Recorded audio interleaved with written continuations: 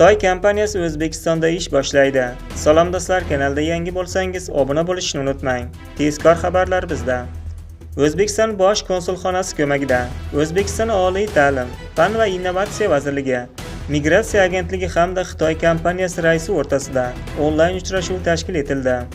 Ma'lumotlarga ko'ra, muzokaralar davomida O'zbekistonda yashil energetika, qishloq xo'jaligi, turizm kabi soha mutaxassislari uchun ilg'or xalqaro standartlar asosida qayta tayyorlash, malakalarni oshirish dasturlarini ishlab chiqish masalalarini muhokama qilishdi.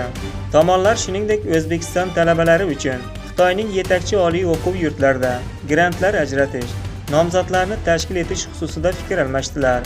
Uchrashuv yakunida Xitoy kompaniya vakillarining O'zbekistonga safarini tashkil etishga kelishib olindi.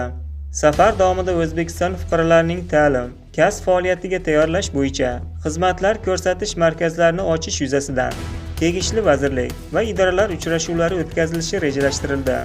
Sizlarga yetkazmoqchi bo'lgan xabarimiz shu edi. Salomat bo'ling.